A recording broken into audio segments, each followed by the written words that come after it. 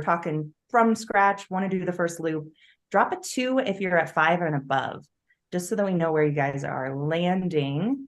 Welcome. If you're just getting here, today is going to be so fun. I'm really, really excited for our guests, but I want to make sure that we have time to let everybody in. If you're just getting in, drop a 1.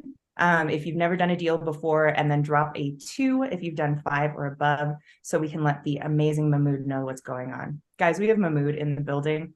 Welcome. I'm glad you're here. I know even Benson has my vibes. Hi, Benson. Yes. I'm glad you're here too. No, this is about my mood, man. I'm excited. We got a chance to hang out a little bit out in Phoenix for the mastermind. We were sitting at the same table, and we just soaked it all in. It was good stuff. Oh yeah.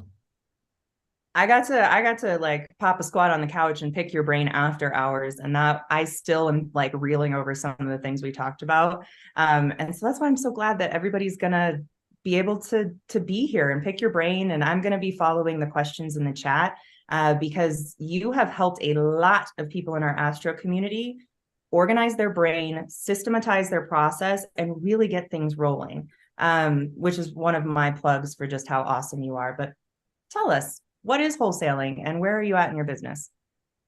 Okay, so thank you, Corianne, for that wonderful introduction. So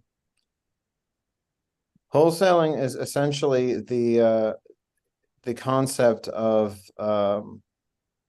creating, is basically a way to kind of like get yourself ramped up into the world of real estate investing by generating your own cash doing so, as opposed to like borrowing from other people, or by like working your regular 9-to-5 job and using that money to invest. So it's kind of like a little cheat code that you can use to like, start your journey of becoming a real estate investor without actually, having money to start with. And essentially it takes advantage of this, like legal, like verbiage, which essentially says that you can, as long as you specify it, you can go ahead and, find someone to buy their house and then sign a purchase agreement to buy it.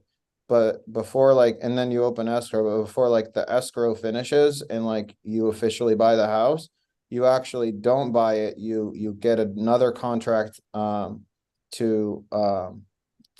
you essentially get a separate contract and essentially sign off that first contract to another person. So it's as if they're buying it. And so you're essentially like, but obviously that contract would be at a higher price than the price that, you would have the contract with the seller. And so you would get to keep that difference in the middle.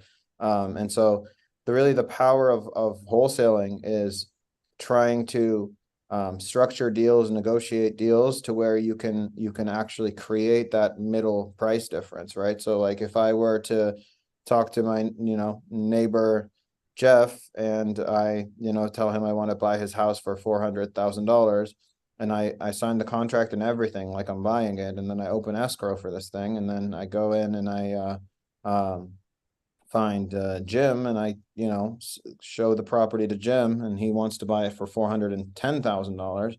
That way Jim just bought the house for $410,000. The seller got their $400,000 because that's what we agreed on, and then I made the $10,000 in the middle. So it's a pretty simple, straightforward concept. I think the real I guess strategy behind it is trying to figure out how to set it up so you can get like a pretty decent sized fee in the middle. But yeah, that's basically what it is. I mean, their deals are everywhere. It's just they're all over the MLS. You're talk to local real estate agents, they might have one to show you. You talk to other wholesalers, sometimes they have one, but they're out there, and you just gotta go get them. I love that you're highlighting source. Oh, sorry, Corianne, go ahead. I just love that you're highlighting that this really is a step towards more. I think a lot of times we get kind of caught up in like wholesaling as a business in and of itself, but really that's that's often the entry point for many people into a much bigger real estate career.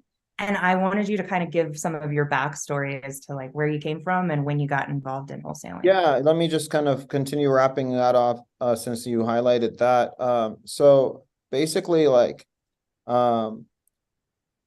it really is a stepping stone to something else. Because you think about it, right? Most people that, or I'd say everyone that gets into wholesaling does it because they don't want to get confined with, having to spend 80% of their lives, with the remainder being sleep, right? Just straight up working all the time, right? Driving to work, spending it in an office, reporting to your boss, and then going home, barely having time to spend with family, and then going to bed, right? So that's why people like to want to get into real estate investing in general, is because they don't want to do that forever. And a lot of people, including myself, that transitioned into wholesaling, were already making significantly high paying jobs. I was, and I'd say 70% of people that I know, were doing this, were making pretty solid money before transitioning into wholesale.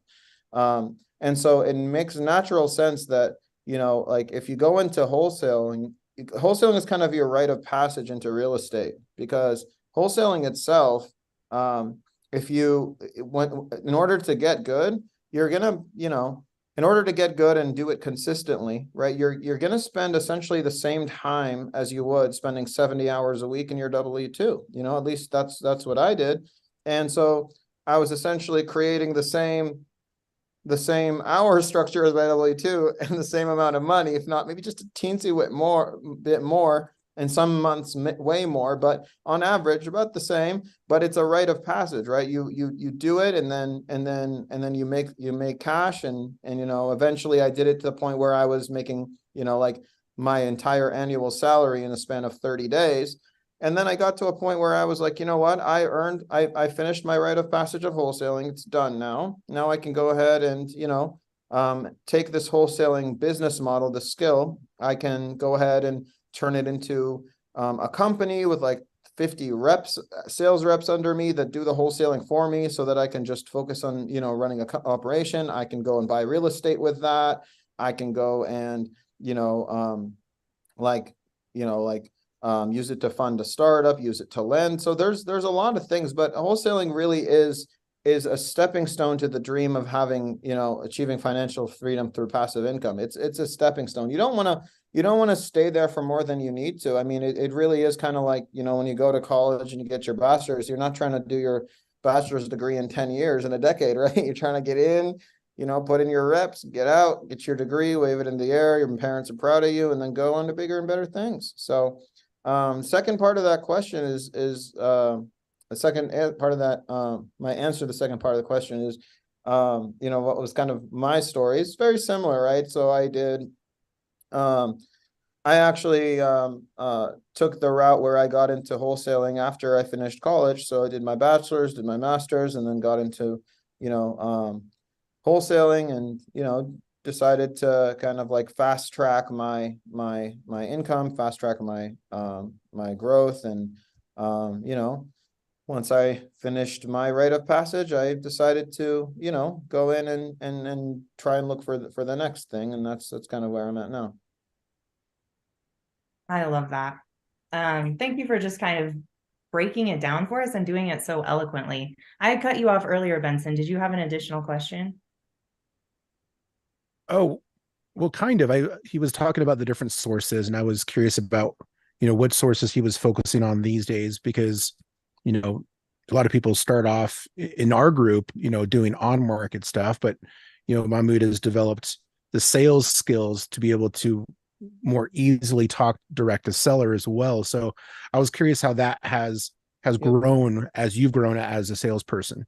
Yeah. So essentially,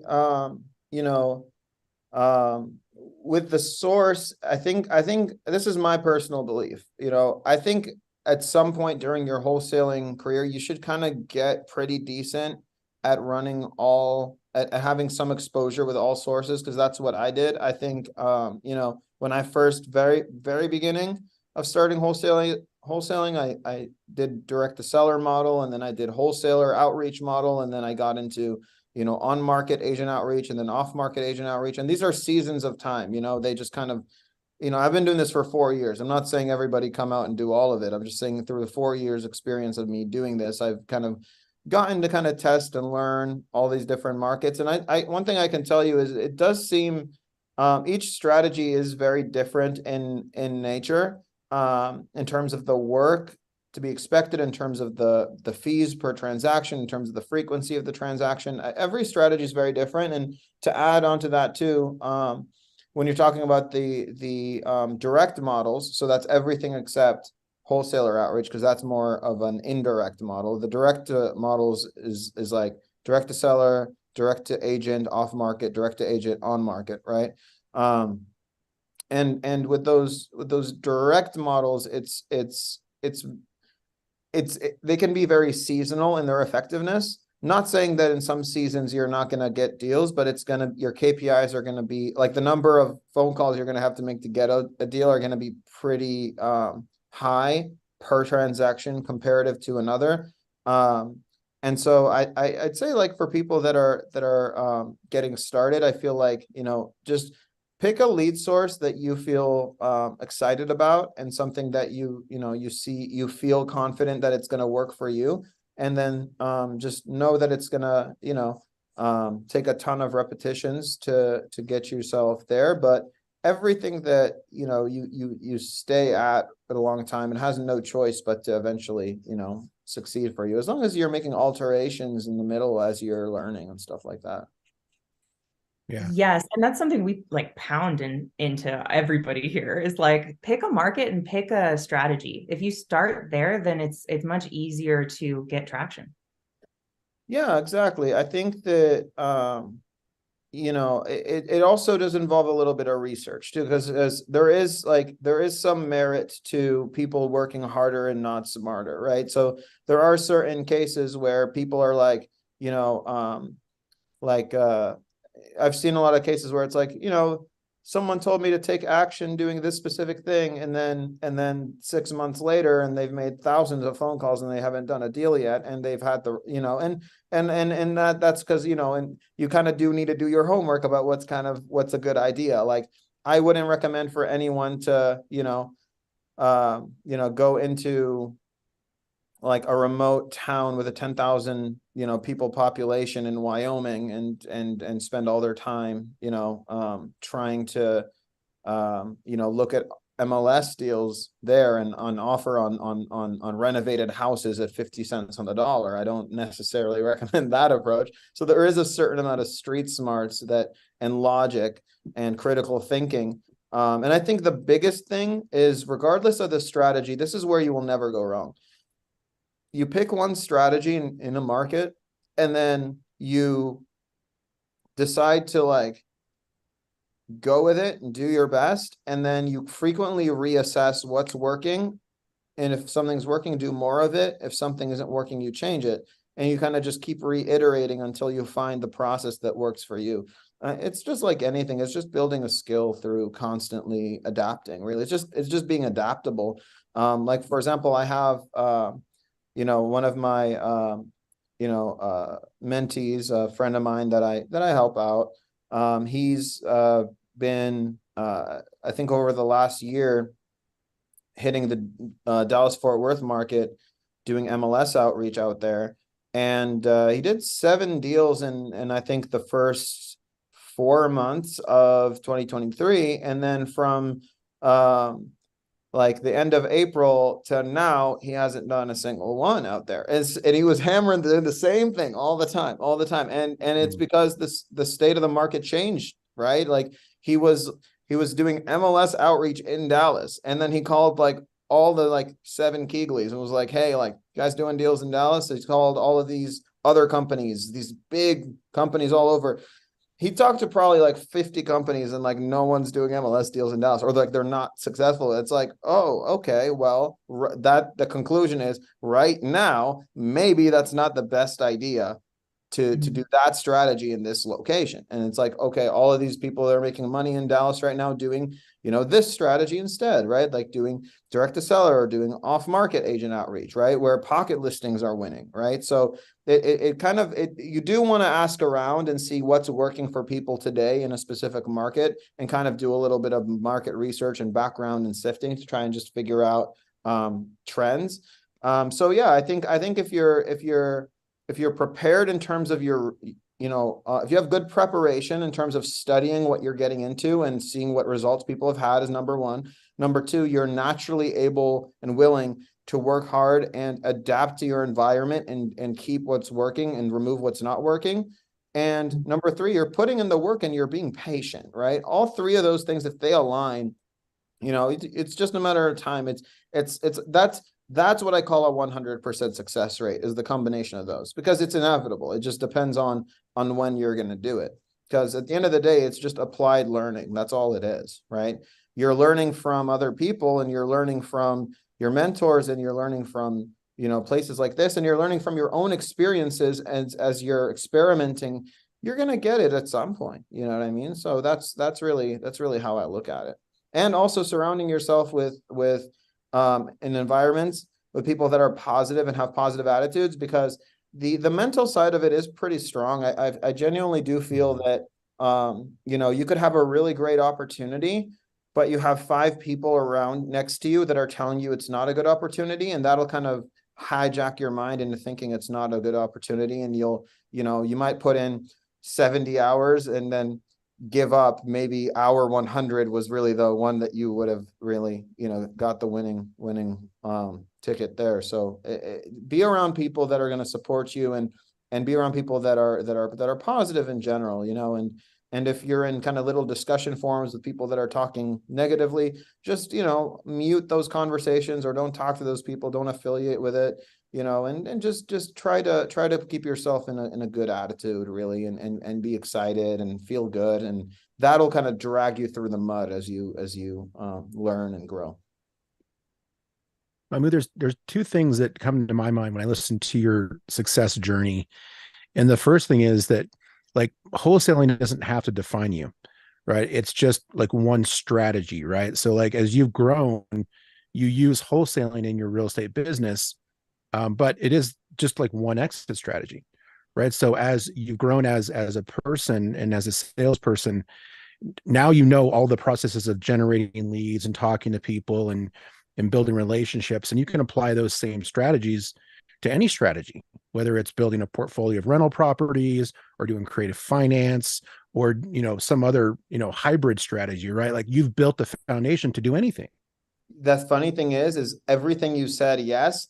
Also, you've built the foundation to run to get into any industry of business too, when you learn how to wholesale, because marketing, how to generate leads, how to structure a CRM where you have your prospects and your clients, how to create an LLC, how to manage your money in your account, how to do strategy. So you could literally just create a wholesaling company, and one of your things you do after that is you take that money and say, hey, like, I want to help my mom start a cookie shop, a bakery. And then I'm going to take some of the funds and take like the same principles, like the lead generation, like how do we generate leads? Maybe we use Facebook leads to get, like vendors or customers or this or that. But this is a lot of people's, not just their first entry into real estate space, it's their first entry into anything business. And they can take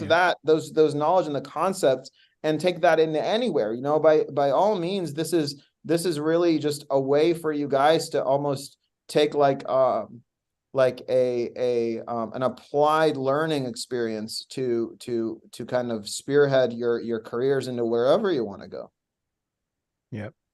It's a crash course in business and Yeah. overcoming adversity. And a lot of this stuff, people apply it to their actual lives. Like, when they figure out how to communicate with people over the phone, they're like, oh man, I can talk to my brother now, who I haven't talked to for, however many years, or now I've got, problem solving skills to work out, stuff with my teenage daughter, or whatever it is, right? Like, this is all stuff that goes all across life. And it's a low cost of capital to do this, and that's why it's so appealing for people to start their journeys in entrepreneurship and real estate and business, is because, you know, like if in virtually, like if you wanted to open any type of business, you're gonna have to take out, you know, a line of credit and spend $15,000 and pray that it works in the first few months. Whereas with this, it's kind of like you can go at your own speed, you can learn, you can go as fast as you want, as slow as you want. And, you know, once you get it, you've really done it at low risk. I mean, no other model, I think, in American history can you really like make this much money this fast without spending anything. You know what I mean? And now, you know, you have the resources online to be able to get assistance with that, and to be able to get connected through social media to suppliers and vendors and people that can help you in this space. I mean, it really is a pretty unparalleled way to becoming an entrepreneur for a lot of people. I'm so excited that we're talking about this, because I've had a few DMs where people have been like, am I always going to be this scared? And the answer is yes, but about different things. And that's what you learn in this business, is how to walk towards the things that are scary. And for me, you get used to a little bit of anxiety, right? It's just you end up getting more into, when it's a fight or flight, you end up embracing fight more, and then you start to kind of predict your own success. So that's why. So it's like nowadays, like I get anxious and nervous about certain things all the time. Yeah, but like I predict my own success because I have a track record and I've made enough chances and prove to myself that I've overcome certain things. So it's like when you keep doing this and you do your first deal, then you do your fifth, and then you do your 10th, you're building a track record. You're building your own mental credit history with yourself. And so when you end up going to bigger, crazier, riskier things, you're going to feel good because you showed yourself that you can deliver. So well put. Nuggets.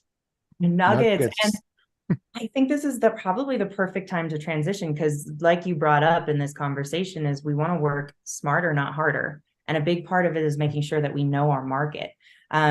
So I think this is a great time to transition to showing off how Privy can do that, can help you work smarter, not harder. And if you guys don't have Privy, I highly suggest you get it. You can use the last name Damji as the promo code, and you'll get 30% off the annual plan or 20% off the first month. And that having that right now to just follow along is going to be incredibly helpful. And with that, I hand the reins to you, Benson.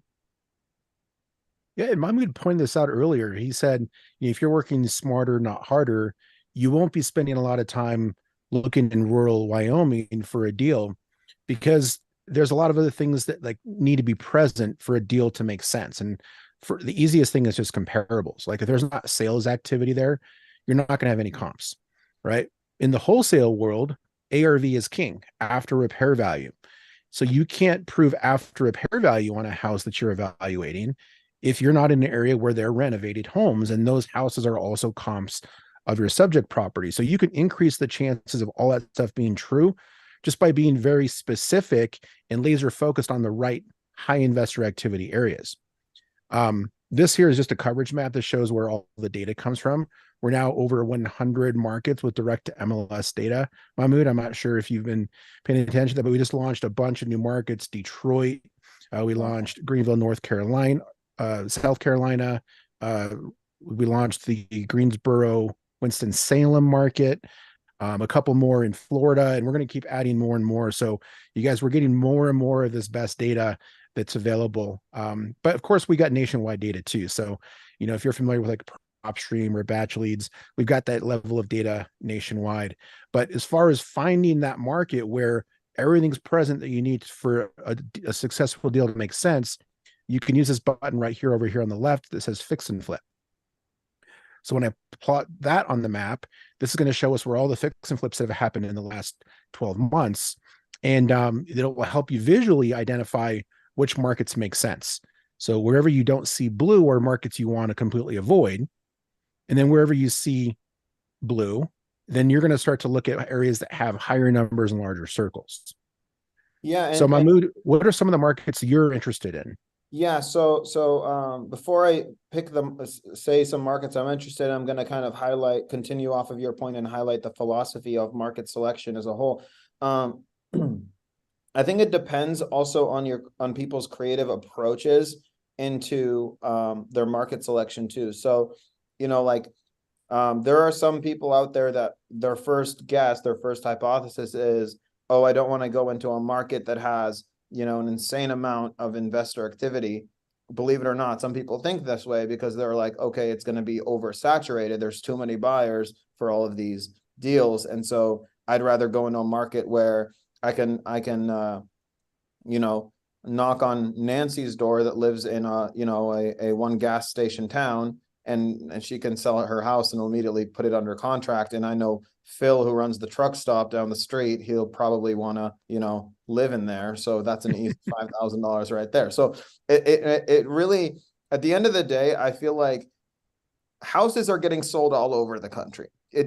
There's no real magic bullet in terms of what market is amazing or market is bad. It's just, it depends on the strategy and people's approach, and it also depends on your skill set. So for instance, and your goals too. So for instance, if and for you guys listening, think about this for a second. If this describes you, if you're someone who likes to work fast, if you move quickly, and you are really good at persuasion, at the art of persuasion, and you move fast, and you want to, your goal is to close, like several transactions on a monthly basis all the time, then you're going to want a very, very saturated market. You're going to want to be in a market that has a ton of investor activity, because the fact that there's a ton of investor activity shows that there's a lot of houses being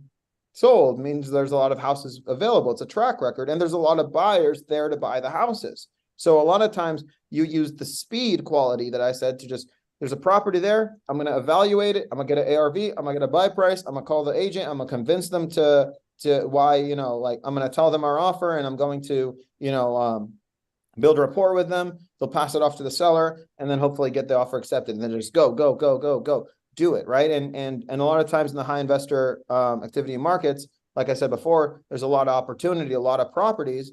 And so you can play the numbers game of submitting, 20 offers a day, 15 offers a day, whatever you want to do to increase the likelihood that you'll get that, one $10,000 assignment fee for that week or that month or whatever. So that's like one thing. Whereas if, for instance, you live in a smaller market where you like, or let's say a market with not necessarily smaller, a market with significantly less investor activity, but very high sale prices, right? So like if you're in, let's say, a part of California that doesn't have a lot of investor activity, but they're very expensive homes, and you happen to go in and decide, okay, I want to go ahead and come up with 50 and introduce myself to 50 buyers.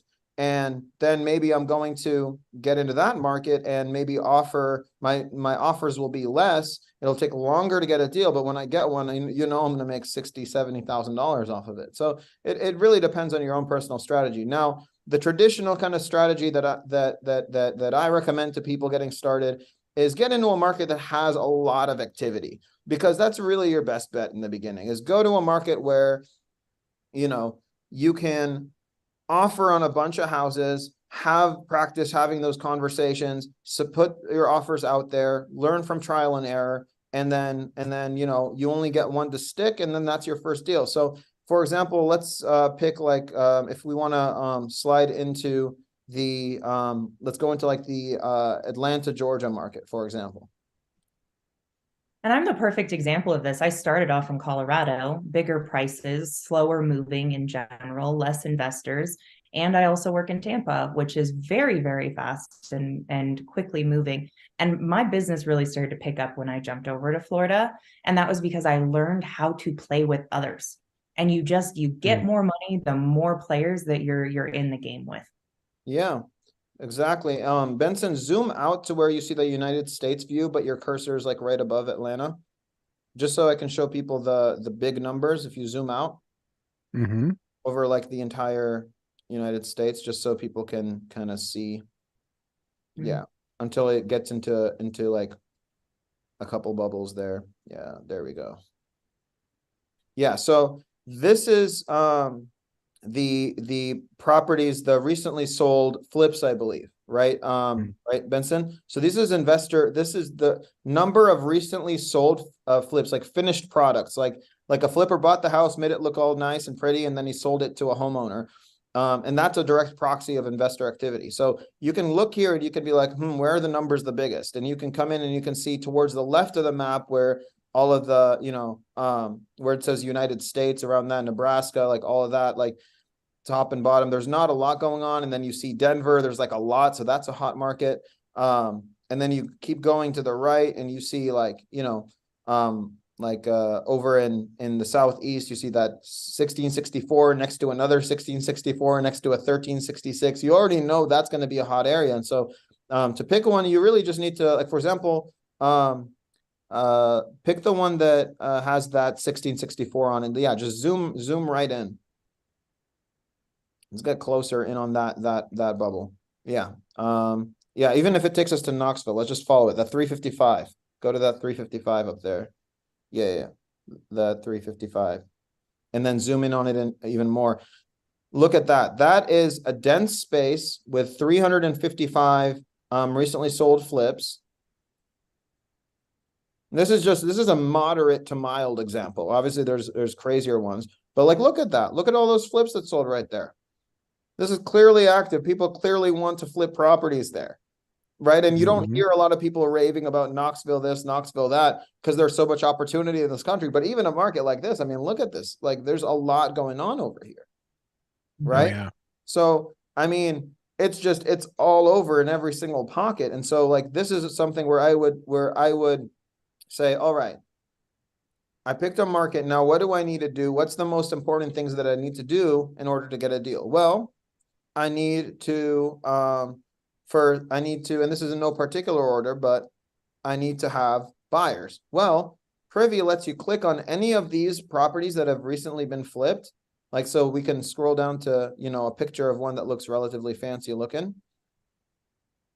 Yeah, this is actually a third-party area. So we don't have the photos, but what you're talking about right here, we still have, which is the buyers, right? Exactly. So you can still build your buyers list here. You can still see this house was flipped, and then the before and after, they got it for 185, sold it for 354, got it for 52%.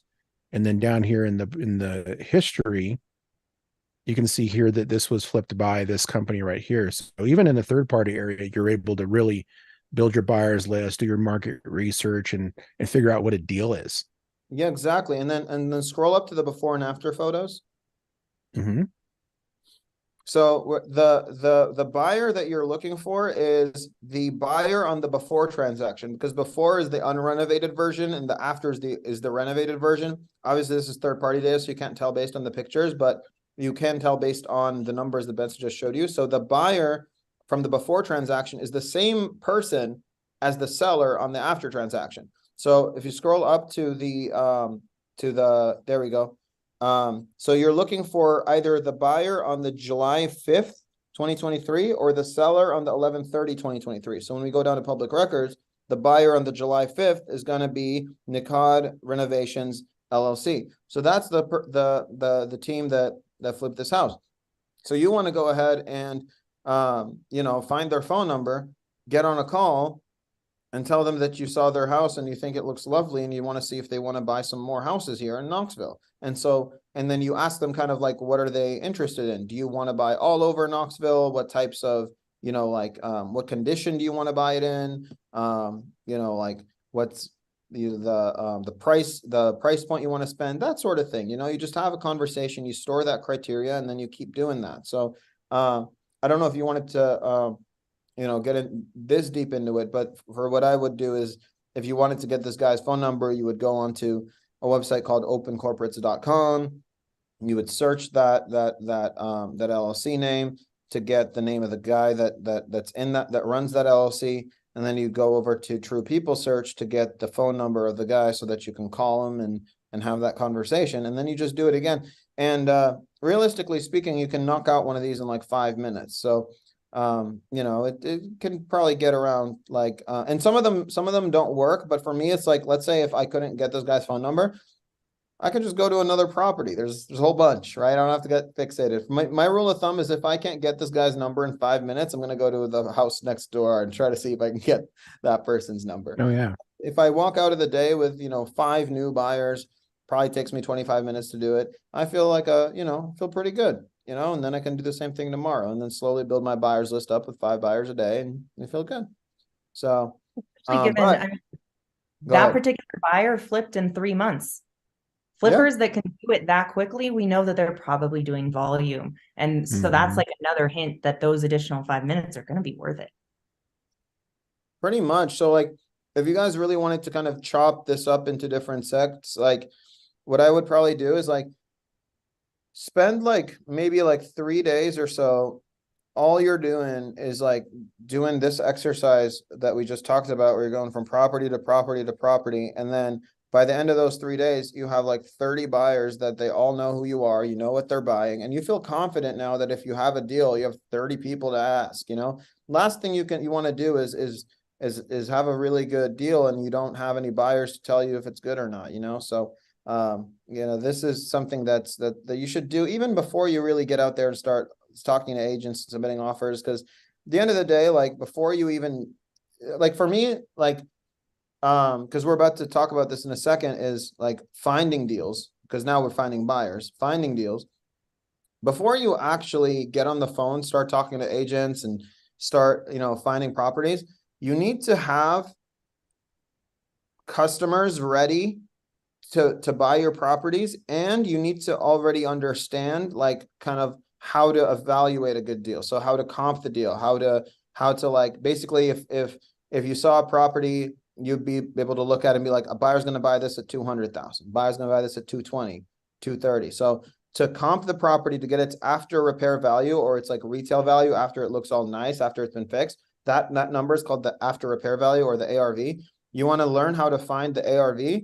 After you find the ARV, you want to figure out the buy number, the buyer, the amount of money. Because like now, all right, this is going to be worth 350 after it's all fixed up. Well, how much money is a buyer going to spend on it now? That comes through,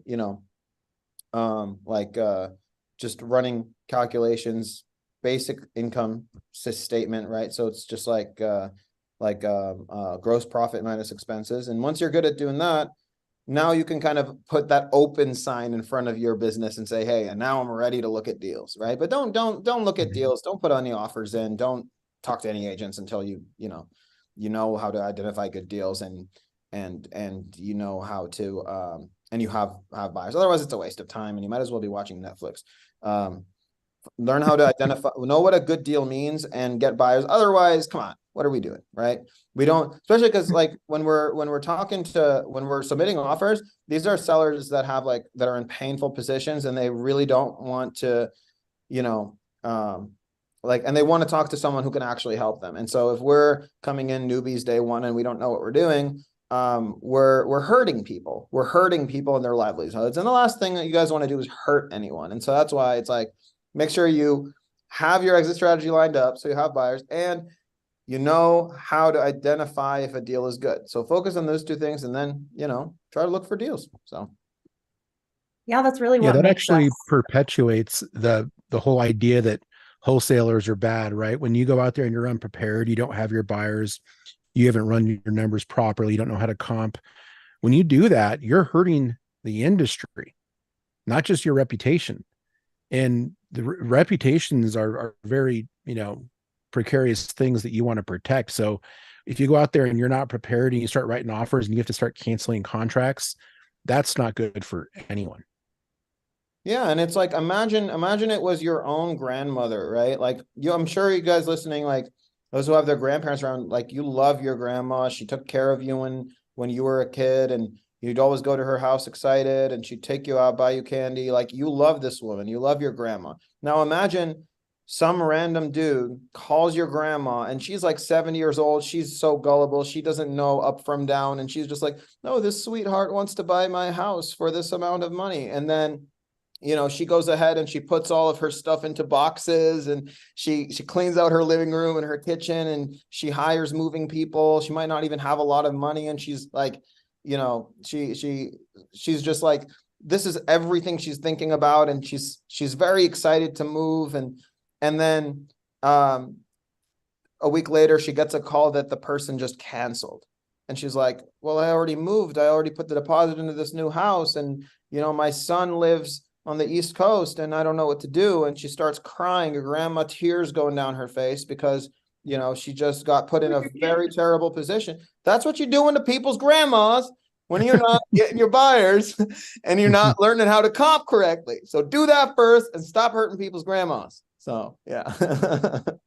And to circle that back to what you said before, I mean, that's why you want to play with other people. Like, that's why you want a market that's actually bustling, because let's say you weren't quite sure how to lock it in. You didn't know quite the right buyer. You might have a dispo partner who does. And so like those kinds of conversations, or But even we where figure that out first, right? We figure that out Right. first. We line up, we make sure that we have an exit strategy and we have our numbers and we feel good about it. And again, there's always trial and error, right? But you want to always come to the table with your maximum level of preparedness, right?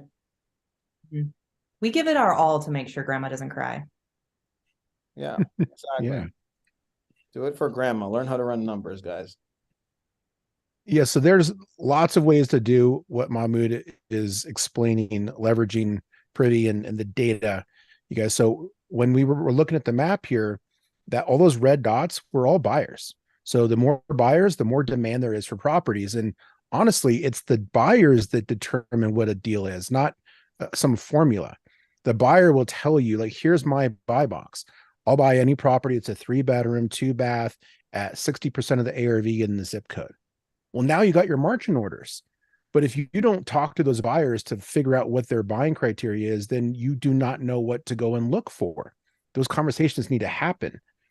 The other thing is that when they tell you what they're buying, sometimes it wouldn't make sense. So when you talk to buyers, there would be buyers who would be like, you know, I want a rental property. I'll pay 100% of the after repair value as long as the cash flow is $400 a month. So just listen to your buyers, and that will help you figure out what a deal is, and then you can go and start to look for it. But then you need to be talking to these companies right here. So And right with here in the personal shopping for whatever that buyer wants, you can come in here and you start looking for that, something that actually fits that. And yeah, I consider myself a property personal shopper. Oh yeah, that's a great way of looking at it. But right here, you could export all of these into a CSV file. And so you could actually work out of the spreadsheet, or you could put them into your CRM, or you could take them to a skip tracing company and have them skip traced and get all of those phone numbers and emails in bulk. Or you can do it one by one. I like to do it one by one because I learn. When I look at each of these deals, I'm learning what a deal is on the market. I'm doing my market research. I'm building my buyers list, and all that information goes in your mental Rolodex. It will help you be more prepared and to better understand what the local market realities are. Yeah. So, you guys, again, Benson has has hundreds of videos out there about how to comp deals and get ARVs. So after this, if you guys don't know how to comp, go back and watch some of Privy's videos on comps.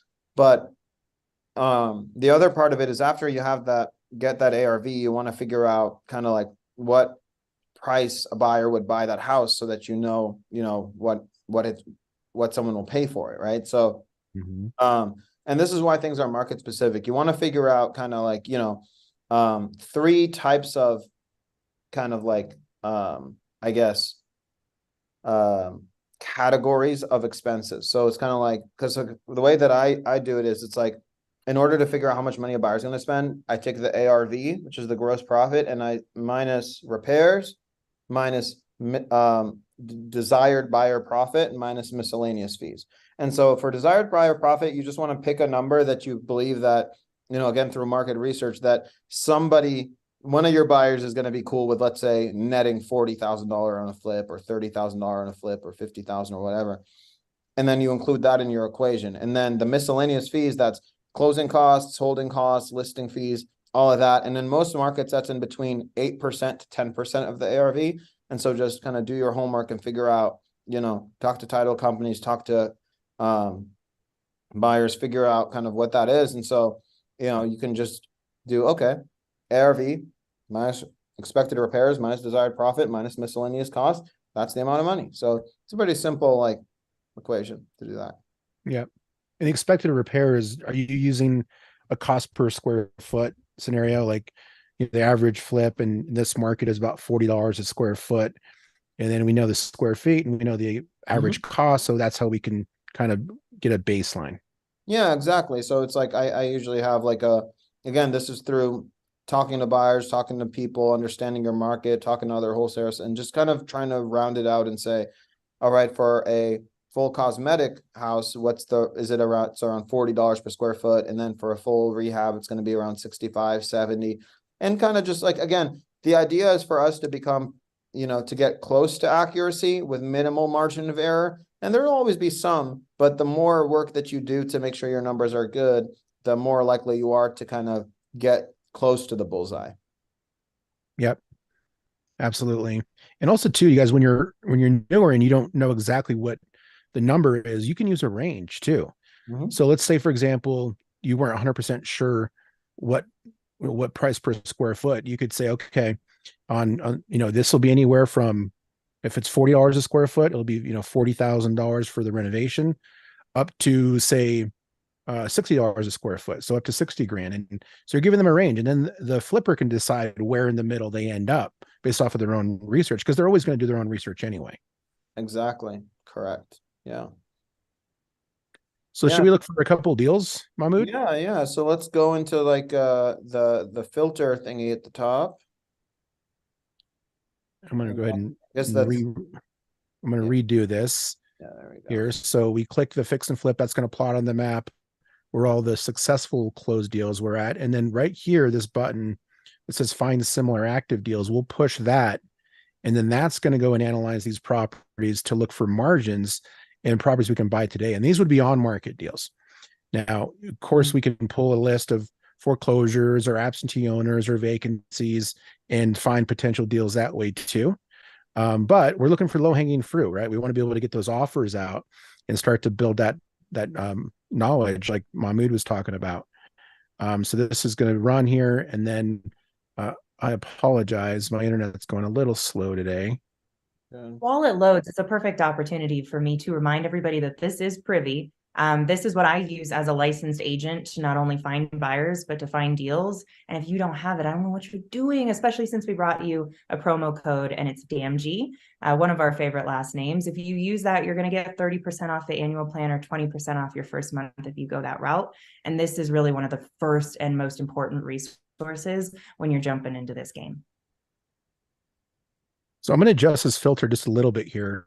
When we first run this filter, the default is 75% of ARV, which might work in a market like Mahmoud was talking about earlier, like LA or Southern California or some other high-end market. But in a price like Atlanta, if we had done a little bit more research and dug in deeper, we would find that we want to be probably right around 60% or lower of the ARV. And now when Privy goes in and it runs the analysis on all these properties that are here, it's finding houses that make sense potentially at asking price, but it's based off the comps. So this house right here, it's for sale for 295 grand. It's a 3.2. If we scroll down here into the comparable section, this is going to show us other houses in the area that have sold. And then basically what it's doing is it's comparing the ask price of the house to the price of the comps and showing us houses that could be potential deals. So it's just comparing that the comps for you, ask price compared to comparables. All right. Yep. And then the other thing in here, you guys, is Go I ahead, was gonna say, Renee. just a reminder on the filter. We know that here, just based off of a few of the properties that had sold, we were in the like 50 to 55 range of purchase, which is why 60% is perfect. But don't bring it down to 50 or 55 because your value is in that negotiation when you're on market. Like it's your job to negotiate that down to the right number. And that's the value you're bringing to your buyers. So always just be aware of that when you're Yeah, adjusting I the filter. usually just put it at like 75 and just like sift through stuff just to kind of be on the safe side. But yeah, like 60, 65 is, you want to have it be higher than it normally would like to be, just so you have that range. Yeah. Yep. And then your negotiating skills can make deals appear out of nowhere. But I wanted to point out that you guys, if you haven't seen Privy recently, we recently added in rental data. So if you are looking at buyers who are landlords, and that's the majority of investors out there, you guys, most of them are landlords and they need help finding deals too. Then we have the rental data here to help you analyze these properties, not just from like a discount perspective, but from a cash flow perspective. And so this one here rents for $2,400. This is actually a comp of the house we were just looking at. And then you can come down and you can see all the information about the property itself. And this property right here, this is actually a rental comp. So if I can find a 3-bedroom, 2-bath in this same area and it's nice like this one, it can go up to $2,400. And so if you have landlord buyers, and I suggest that you do get landlord buyers because there's over 40 million of them, then now you got the data to show them how these make sense for their buy box as well. Yep. So let's see if there's another property here that looks interesting. This is a 3-1. It's 190. It's got a good size lot. Let's go and look at the comparables here. I'm going to add another layer here. It looks like this house is unique for the area. So we only have like one true comp based off of our original pass. But I'm going to go ahead and broaden the activity here. We can see there's a lot more sales in the area. Yeah. But our house is pretty small for the area though. Very much so. In the chat, we were asked, do most people choose the Privy investor route? And the answer is yes. You've got investor or agent route. If you have an MLS ID, then I would definitely go the agent route. And the reason for that is you're going to get more information on the private remarks, because that's a part of the agreement with the MLS, is that can be shared with agents. But Mahmoud, do you have anybody that's licensed on your team, or are you using the investor accounts? We just use the regular one. Yeah. It's still giving you more data. It's the same price. Yeah. Yeah. So if you're licensed, definitely go the agent route because you'll get more information. And by the way, you can be a Privy agent. So right here at the top, this person, Michael Moore, has said that they're a Privy investor. They're investor friendly agents. And so we've got bunches of them all throughout the system. And if you're an agent and you do join Privy, you can be one of our featured agents. You'll show up on the list, just like all these other people do. That's a newer feature too. But this is just one market, you guys. I know that. So like the interesting thing is I want people to catch this note is that what we did before is show that a lot of people are buying here, and now we're showing that there's a lot of houses for sale, and you can kind of, once you kind of get comfortable, familiar with the market, you're like, okay, the average ARV is going to be like, 400 plus here. And you see the ones that are like 220, 215, 160, 180. Those are the ones to look at and to run numbers on them and see, if it's a fit. Now, here's the thing. What do we offer on exactly? So and how do we decide like, okay, is this too much of a reach to offer on? Is this too not much of a reach to offer on? Well, it comes on between, so you have difference in,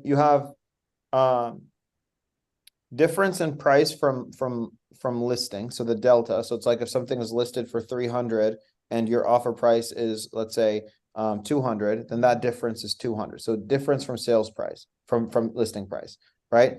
That's one variable. The other variable is days on market.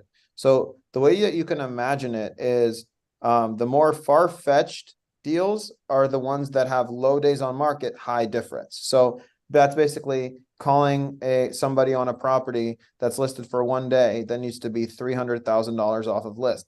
Probably they might not say yes, like, right now or, in general. But that's why it's kind of good to kind of have that mental note of, okay, I will be more comfortable, submitting an offer on a property where the distance and the difference in price is like 100,000 if it was listed for, let's say, 70 days, for example, because that means they've heard every lowball offer on the planet. They're kind of ready to get down to reality, and they're more likely to accept your offer. So that goes back to the working smart, not hard. That's what I was talking about. So it's about kind of playing the game of difference from list price and days on market and seeing what makes the most sense. So difference from sales price, $40,000 listed 21 days. Yes, I will offer on that. You know what I mean? Stuff like that. You want to kind of play the position of the seller in your mind and see, like, okay, if something was, I couldn't sell it in this amount of time, and and someone came to me and said they needed to have, be reduced by this price, then I can, you can rationalize that. Yeah. It's a big, and big it's more well part. received as well.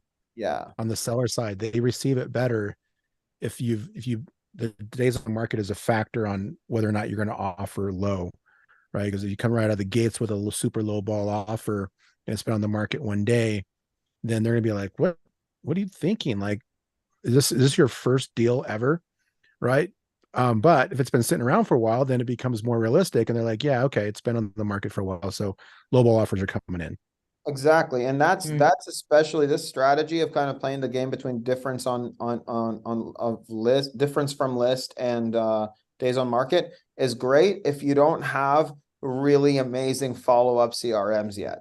And you're not, putting someone on like a 300-day drip campaign. And, but if that's why I said it depends on the strategy. Like, for example, with me, what I do is, we're okay playing the long game with an offer. So I will offer on every distressed property on Privy, for example, every single one in my market. And regardless if it was listed on 1 day or 1,000 days, I'm going to offer on everything distressed because I know where it needs to sell. And I want to be the first person that comes in. But what I do is we have continuous follow-up that happens through automated processes, automations, and we follow, and eventually those people are going to convert. But that means I know in my mind I have to be patient with those. Those aren't close today deals. Those are closed at some point, maybe. Right. So that's where follow-up comes in. So, and eventually that property that needed to be 70, that was like needed to be 70K below list, that was 1 day on market, and in 2 months it's going to be 60 days on market. And if you are the same voice that's been playing in their ear for 2 months straight, they're going to be like, okay, this guy's persistent, it sounds like he knows what he's doing, fine. Yeah. And that works for off market too, right? Yeah. Is that follow-up sequence. So whether you're doing on market or off market, you definitely want to have some way of making sure that you're reminded that those deals still exist. Even if you didn't win that first bid, until that thing closes, it's still an opportunity for you. Exactly. And I want to kind of stress this too, guys. It's like, the best way, if you woke up today and be like, you know what, I want to find something to frustrate myself. The answer to that, if you want to get really frustrated, here's what you do. You submit 15 offers a day and work super hard. Make sure you work really hard to comp those deals. And you submit 15 offers a day, talk to all these agents, but don't follow up, right? Just 15 offers a day, every day for 90 days. Don't follow up with anybody. And just try to get that deal closed on like that first call, right? And then maybe they call you back, right? So do that for 90 days. And at the end of the 90 days, you're going to close 0 deals and you're going to be very frustrated. So that's how to get frustrated. If you don't want to get frustrated, then you follow up or whatever. And that's like the right way to do things. But don't follow up if you want to frustrate yourself. Definitely don't follow up. Ever. There you go. Man, 100%. I mean, I think everybody has to learn this lesson, is that how you filter your deals and how you're following up with people is how you win the game. If you are trying to go after deals that maybe don't work in the accesses that you just laid out, it gets harder. It definitely gets harder. I cannot believe that we're at the end of our hour already.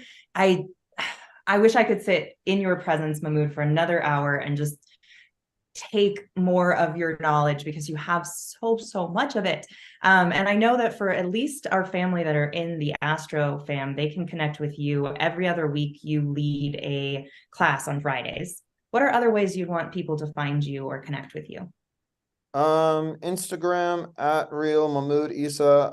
I post some lives where I talk about real estate things. Sometimes it's more fun stuff like me traveling or me posting my running mile times. But if you want to just interact with me, like I probably and reach out to me in general, best bet is definitely Instagram. I'm on there. That's kind of how my connection to the people that I meet and stuff. So yeah, just follow me on Instagram at Real Mahmood Isa. So yeah. Thank you for being Awesome, here. man. Thank you for sharing all this info. Of course. This has been fun. Yeah, I wish we could go longer, but yeah, this is great. We'll definitely have to have you back. I guess, I mean, I would like to see you back, but maybe the chat doesn't want it. I'd have to see some emojis or some kind of love from Mahmood to know that you want us to bring him back, guys. Yeah, Oh, guys. all right. Oh, okay. They're here. They love you Yeah, as much as I do. that's attention, compliments. Yes. Yes. Hey, Mahmood, where's the next foreign country you're traveling to? I'm going to Jordan on next Wednesday. So, Nice. yeah, gonna travel to the Middle East, spend some time with some relatives. Two of my siblings are getting engaged to their partners, so it's gonna be good old party time Party. there. Yeah. So, Are you going to post on your Instagram about your travelers? oh yeah, definitely. Yeah, definitely will, for sure. Awesome, man. Certainly Well, worth thanks a for follow, being here. everybody. Yep. All right. Yeah. Thank you. Guys, this was so much fun. Thanks, Benson, for such a great software and program that helps our businesses run faster. Thank you to everybody in the chat who showed up today to glean the wonderful information that Mahmood had. I hope you guys have a great